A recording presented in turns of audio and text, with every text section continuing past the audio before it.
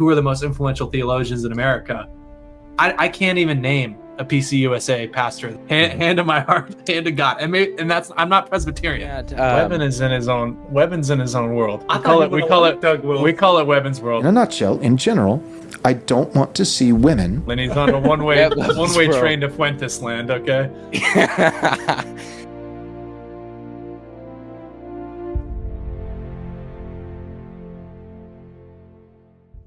So this might be this might be where I depart a lot in terms of strategy in this question. And I think the Southern Baptist Convention is interesting case study. But also I would take a little bit of the position that Jordan B. Cooper took when talking about this subject as well in his response to the Reconquista movement. I just think America is in a very different position today than it was previously. The way that influence works in the cultural sphere has really shifted and is going to continue to shift and change. And I wouldn't agree with you, Isaiah, that I don't know who is making theological statements of influence at Princeton. I don't even know who they are. But if we were to list, you and I both, to list the most influential theologians in America, it just wouldn't come from PCUSA, in my opinion. Like it would be, you would have, and some of this isn't good, right? Like MacArthur is basically his own denomination, but he is incredibly influential in terms of, I mean, MacArthur study Bibles are insanely well sold. So in terms of theological work, that man has made his, talking about resources, that man has made his millions. Right.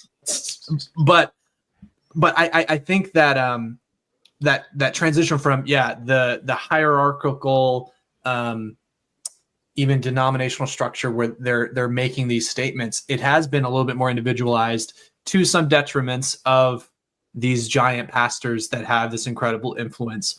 And when we're talking about the Southern Baptists, where I wanted to go with that is that their strategy was get a lot of Bible believing evangelical Christians into the denomination, from my estimation. And it was a numbers game, right? And so that's where I'm wondering, okay, if the PCA is saying, let's just grow with the same evangelical Bible believing mindset, rather than we need to retake the institution and then we'll figure out the evangelical thing along with that. I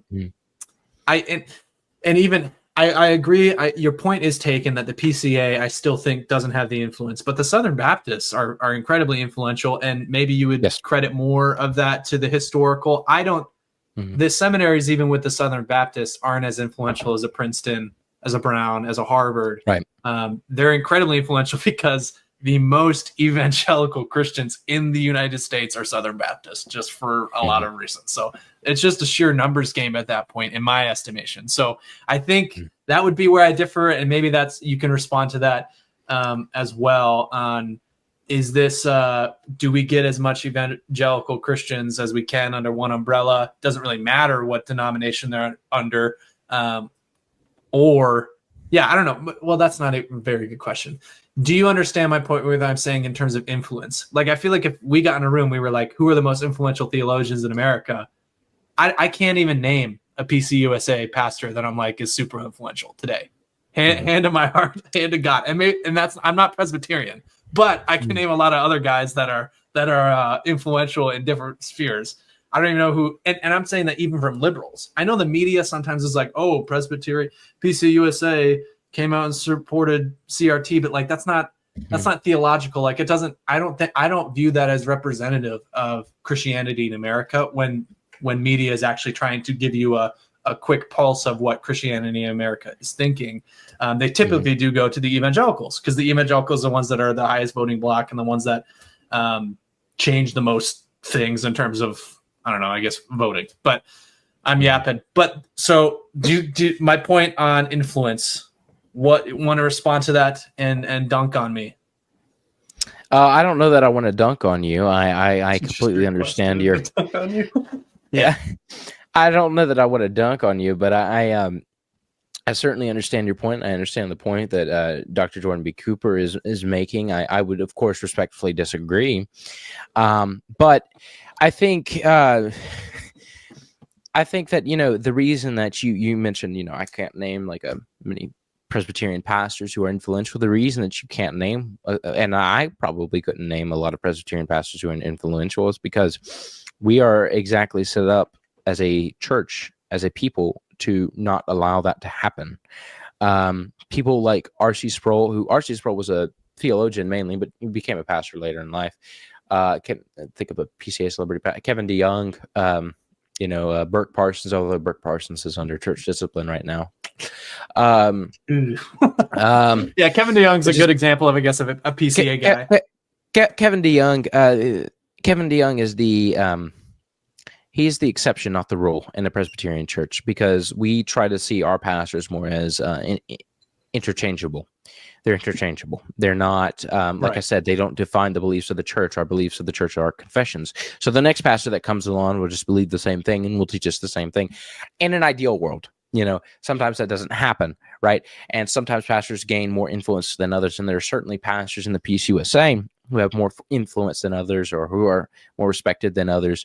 That certainly happens. But, I mean, thinking of any other Presbyterian, pastor I can think of that's influential. I don't even know. Is Brian Chappell a pastor? I don't even know. I guess he's not influential anymore because he had a list of enemies sitting on his desk. Yeah. Yeah. You didn't know about that? Even you say, he's not PCA, but you say the name Doug Wilson, and it's like you could divide a room of people. Right. Immediately. Right. Exactly. And if your reason for not supporting Doug Wilson is Joel Webben told me so, then I'm going to take you into the next room and we're going to have a big brain beatdown.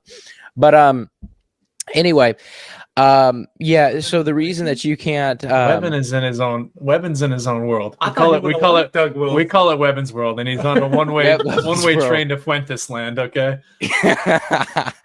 Oh my goodness gracious. Yeah. Webben's quite a character. I responded to one of his things yesterday, and a bunch of his groypers got into my comments telling me that I was an awful person. So, but anyway, the reason that you can't name a lot of Presbyterian pastors is that we try to set it up that way. Any influential Presbyterian you can really think of is probably a theologian or an apologist of some sort.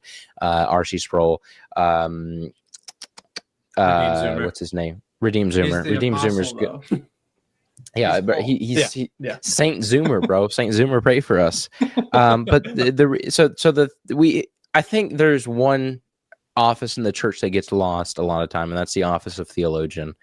And I think we do a good job as Presbyterians of holding that office. So our people of major influence within the denomination are going to be our theologians like Sproul, like B.B. Warfield, like Charles Hodge, like John Williamson Nevin.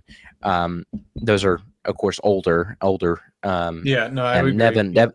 Nevin went to Princeton guys. So, but our people influence are our theologian or our academics. Our pastors mainly focus on the flock, and that's a good thing because. And I think, you can worship some theologians. I mean, I think people certainly do that. People worship R.C. Sproul. People worship. I'm not going to mention Al Mohler again. We've done the Al Mohler thing. We've done a lot of praise of Al Mohler. Do you? This is Continue. Do you think the PCUSA in its current form, like you even said, if it's a conservative number or a good number, 2,000 faithful churches within it, and then all the other ones that are not, do you think that they're more influential than Pentecostalism in the U.S., which I think is a totally different model of influence? Yeah, I would say that they're more influential than Pentecostals, especially on the culture at large, because I think a lot of Pentecostals are rightly viewed as, let's see, how am I going to put this very, very nicely? Be charitable. You don't have to. No, you don't have to. What's the most charitable word I can use? Nuts. They're viewed as a little nutty. They're a little crazy in the head. Like the flag bearers. But okay, the counter to that though is that they basically are in the White House. Talk about institutionalism. Trump's whole cabinet is full of Pentecostals. It's true, and maybe some Baptists, but actually, J.D. Vance and Marco Rubio. They're Catholics. So praise be Mother Mary. Are they really though? But no. I like the I mean, Catholic Church because it's old Catholic.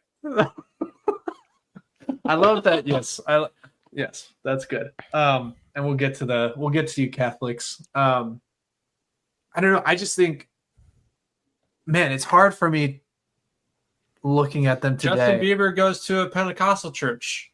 Yeah, do you have Justin Bieber at the PCUSA?